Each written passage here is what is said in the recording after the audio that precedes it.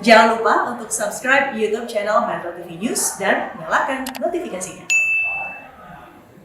Ya, dan pemirsa, 2 tahun jelang pemilu 2024, gerilya politik terus dilakukan para politisi. Melalui komunikasi, penjajakan dimulai untuk memasang kuda-kuda strategi dan juga jurus guna menghidupkan koalisi menghadapi kompetisi legislatif dan juga capres dan cawapres. Lalu bagaimana kita mengartikan kunjungan Puan Maharani ke kediaman pribadi Prabowo Subianto? Apakah sinyal maupun peluang koalisi dan capres-cawapres kian jelas? Untuk menganalisanya kita sudah terhubung dengan Ahmad Hoirul Umam, Direktur Eksekutif Indo Strategik. Selamat pagi, salam sehat Pak Umam. Selamat pagi Pak Umam. Selamat pagi Mas Abdi, selamat pagi Mbak Valen. Baik, Pak Umam, dari pertemuan kemarin Prabowo dan juga Puan Maharani, ini sebenarnya apa sinyal yang bisa kita baca? Apalagi Puan Maharani juga sempat posting terkait dengan foto mereka berdua naik kuda dan juga ada tulisannya di Instagram yang telah diposting Puan. Apa sinyal yang bisa kita baca, Mas? Baik, sebenarnya kunjungan Puan Maharani ini bagian dari safari politik sekaligus juga upaya dari Partai PDIP untuk meningkatkan basis kekuatan di dalam konteks penciptaan koalisi menuju Pilpres 2024. Tetapi pada saat yang sama, pertemuan antara Prabowo dan Puan ini bisa dimaknai sebagai sebuah upaya negosiasi baru dan ini mengembalikan narasi tentang pasangan Prabowo-Puan atau Puan Prabowo dengan penggabungan antara PDIP dan Gerindra menjadi sebuah satu kekuatan di koalisi menuju di Pilpres 2024 mendatang. Nah, dalam konteks ini kita bisa memahami bahwa sebenarnya kedua partai tersebut memiliki kebutuhan satu sama lain, ada interdependence. Di satu sisi, Prabowo memiliki elektabilitas yang cukup terjaga meskipun tidak mendominasi dari mainstream elektabilitas yang ada, tetapi di sisi lain Mbak Puan meskipun masih tertinggal dalam konteks elektabilitas, tetapi memiliki mesin politik yang prima dan partainya at least memiliki kunci bagi terbentuknya koalisi dengan 21% di parlemen. Nah, oleh karena itu, kedua kekuatan itu sebenarnya membuka posisi trade-off. Jadi upaya untuk mengawinkan dua kekuatan dengan menggabungkan apakah Prabowo-Puan ataukah Puan-Prabowo. Nah, tetapi memang dalam konteks komunikasi tersebut masih ada barrier. Nah, barrier itu tentu tidak lepas dari high call dari Gerindra untuk menempatkan Prabowo menjadi presiden. Sementara PDIP sendiri juga memiliki keinginan untuk menempatkan kader terbaiknya menjadi presiden. Nah, oleh karena itu ini menjadi sebuah proses negosiasi, disampaikan keduanya bahwa ini adalah proses awal dan akan ditindaklanjuti selanjutnya, tetapi saya menilai bahwa komunikasi ini dan keinginan untuk menciptakan koalisi ini berpotensi menjadi last call atau permintaan dalam konteks ini negosiasi terakhir, karena proses dinamika koalisi yang akan terbentuk pada beberapa bulan ke depan itu menjadi sebuah fakta politik yang harus diantisipasi oleh keduanya. Saya kira demikian. Baik, Mas Umam, tadi menarik yang Anda katakan bahwa dari kedua partai ini memang memiliki potensi dan juga peluang yang cukup besar. Nah, pertanyaan selanjutnya seperti apa peluang PDI? Berapa besar peluang dari PDIP ini untuk bergabung membentuk koalisi bersama dengan Gerindra? Karena sebelumnya kan Gerindra sudah menandatangani kontrak kerjasama politik bersama dengan PKB. Iya. Ini keunikannya, PKB dan juga Gerindra sendiri menentukan koalisi itu cukup baik dan itu tentu adalah sebuah progres yang cukup memadai karena ada koalisi yang lain misalnya KIB sudah mendeklarasikan koalisinya tetapi belum jelas siapa capresnya, siapa center of gravity dari kekuatan koalisi tersebut. Ibaratnya sudah ada resepsi pernikahan tetapi pengantinnya belum tahu, belum jelas ini. Nah, di koalisi Gerindra dan juga di PKB sudah ada resepsinya dan pengantinnya sudah jelas.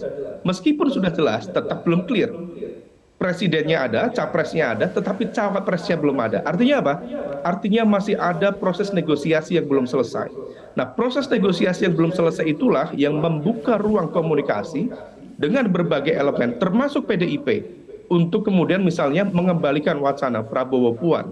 Nah, kalau misal kemudian itu terjadi, tentu ini berpotensi bagi menggagalkannya rencana pencawapresan Muhaimin Iskandar atau Caimin sendiri dari PKB.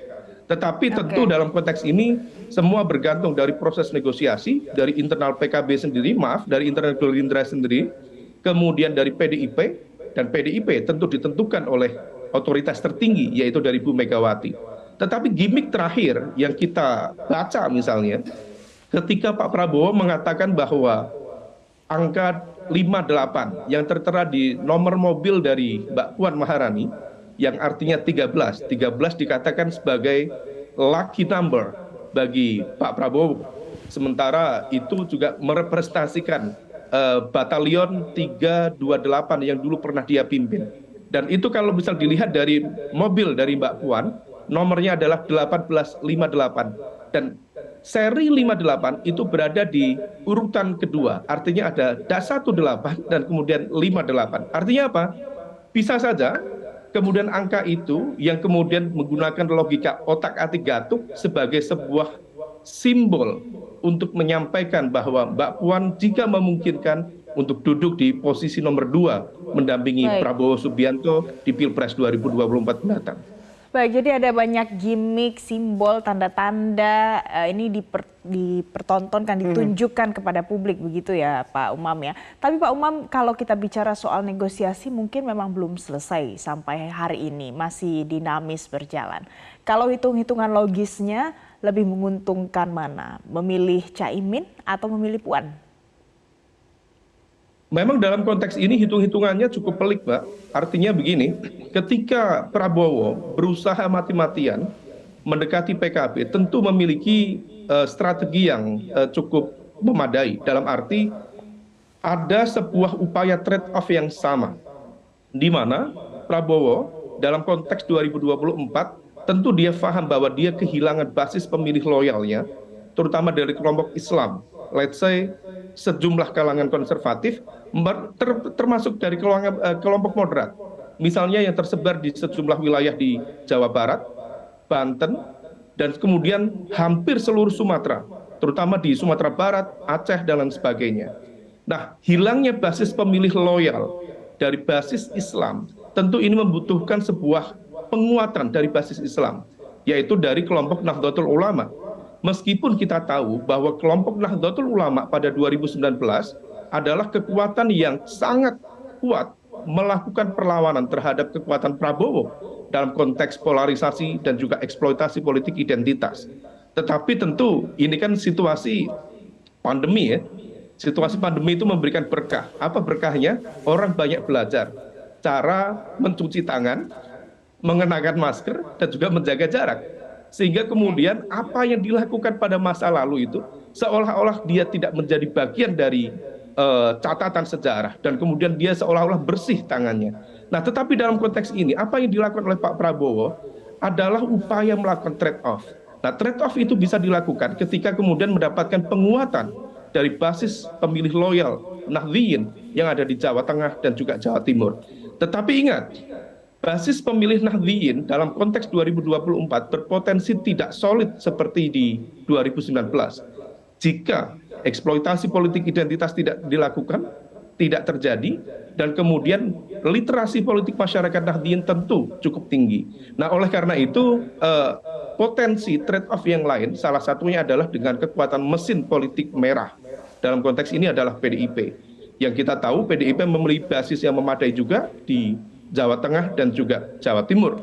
Nah, oleh karena itu sebenarnya ini sebuah pilihan apakah Pak Prabowo ingin memperkuat basis nasionalisnya atau mencoba untuk mengimbangi kekuatan citra nasionalis dengan kekuatan kelompok Islam.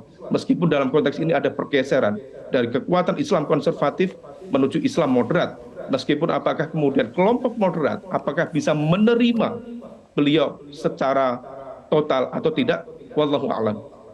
Baik, Mas Umam, kalau kita lihat dari hasil survei beberapa lembaga akhir-akhir ini elektabilitas yang masih tinggi, ada 3 nama, tapi nama Puan ini belum tersebut dari 3 besar itu, dan justru hasilnya masih di bawah 2%. Nah, seperti apa Anda melihat safari politik yang dilakukan oleh Puan Maharani sejauh ini? Ini kunjungan kedua, sebelumnya sudah sama dengan Nasdem gitu. Apa yang ingin dibangun sebenarnya? Citra seperti apa? Apakah juga ingin meningkatkan elektabilitas atau apa yang ingin dibangun?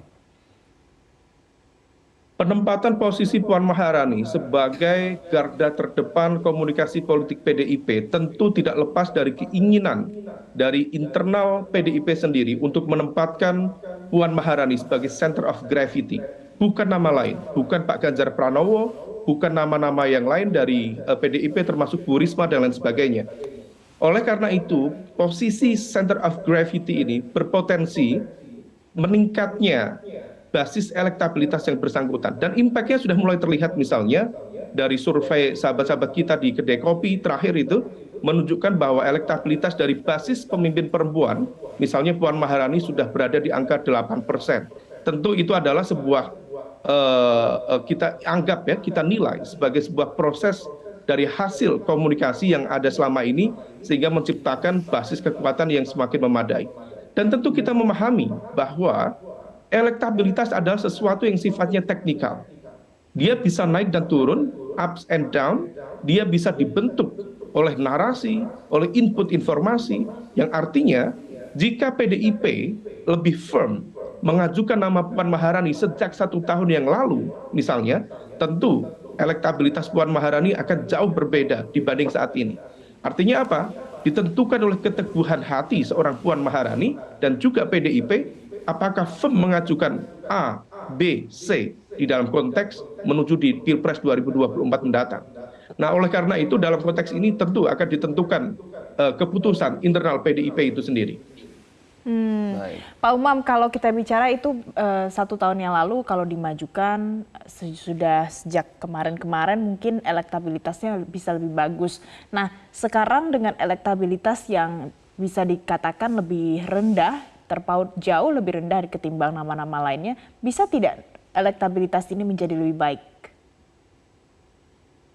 Situasi bisa berubah total, Mbak, dan elektabilitas itu bisa dibentuk. Itu adalah sebuah rumus. Sama, nama-nama yang memiliki elektabilitas yang tinggi, tetapi ketika dia tidak mampu mengendalikan dan tidak memegang kunci koalisi, maka dia akan mengalami flatten dalam waktu yang sangat kuat. Itulah fenomena bubble electability, bubble phenomenon.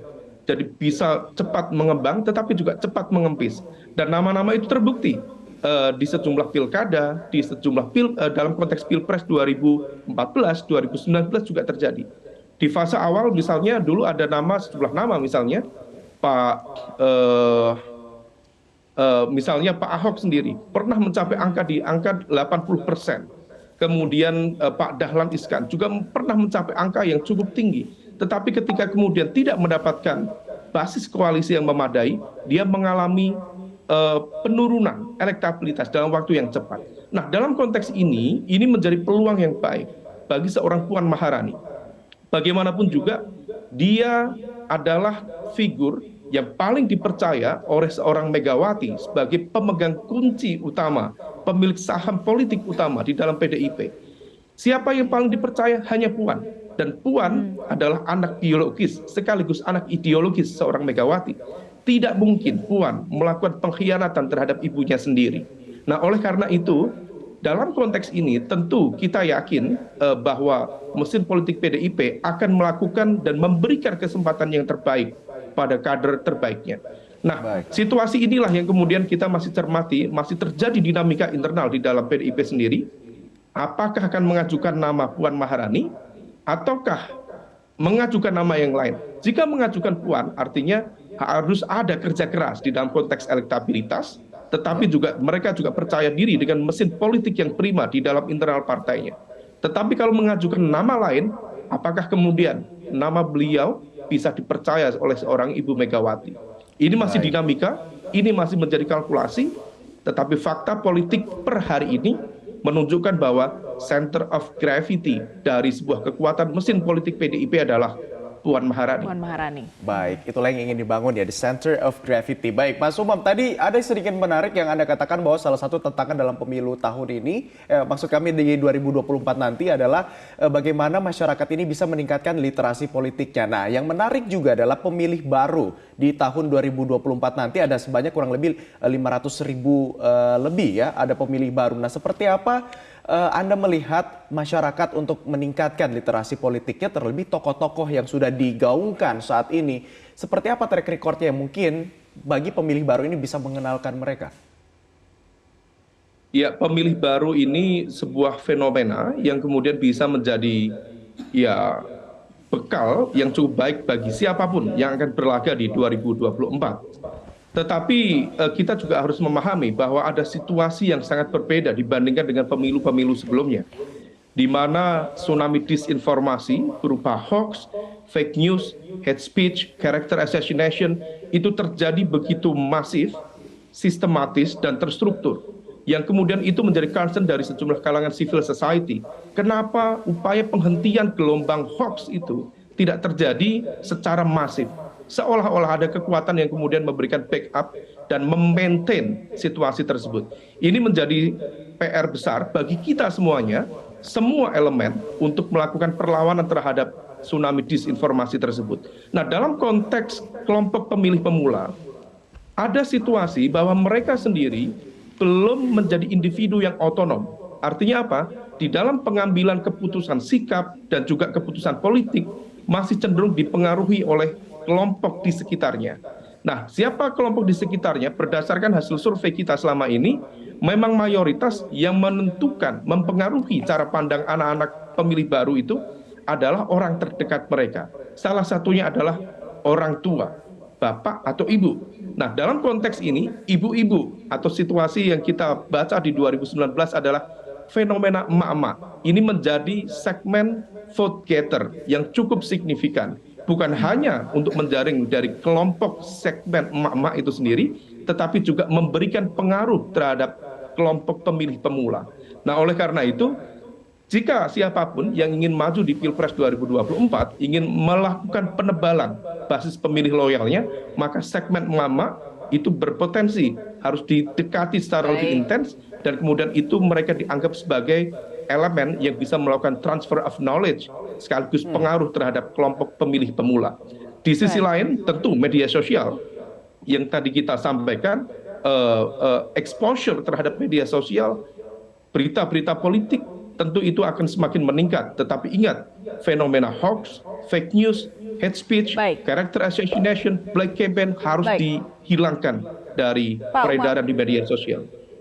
Pak Umam, terakhir singkat saja, kalau kita baca arah koalisi di saat-saat sekarang ini, kemarin Nasdem, kini Gerindra, PKB juga sudah mulai bukan tertinggalkan juga, tapi ada sosok Puan Maharani lagi yang sekarang baru bertemu dengan Prabowo. Bagaimana Anda membaca arah koalisi akhir-akhir ini, singkat saja? Ya, saya pikir dua elemen sudah mendeklarasikan, dan itu adalah sebuah fenomena yang cukup progresif dalam konteks demokrasi kita. KIB sudah deklarasi, meskipun pengantinnya belum jelas, resepsinya sudah dilakukan. Yang kedua, Gerindra dan PKB sudah dideklarasikan, dan kemudian PDIP sendiri memiliki tiket dan juga boarding pass untuk langsung melakukan aksi menuju 2024 mendatang. Tapi saya yakin PDIP sendiri akan berusaha untuk membangun koalisi bersama partai-partai lain. Di sisi lain, ada satu kekuatan baru yang berpotensi menghadirkan narasi koalisi perubahan dan perbaikan yang dimotori oleh Nasdem, Partai Demokrat, dan PKS. Saya berkeyakinan dalam waktu dekat, let's say Oktober, November, maksimal akhir tahun ini, pada momentum ketika sejumlah nama yang kemarin diajukan oleh Nasdem mengalami periode akhir masa jabatannya, maka disitulah momentum tertepat bagi koalisi narasi perubahan dan juga perbaikan ini untuk mendeklarasikan basis koalisinya. Informasi yang kita terima kemungkinan besar, let's say Oktober, November sudah dideklarasikan. Artinya apa? Berpotensi akan hadirnya at least 3-4 koalisi besar yang akan bertanding di Pilpres 2024. Baik, kita akan sama-sama menantikan siapa yang akan nantinya mengumumkan kemudian dalam kontestasi politik di 2024 mendatang. Terima kasih Ahmad Khairul Umam, Direktur Eksekutif Indo Strategik, sudah bergabung bersama kami di Metro Pagi Prime Time.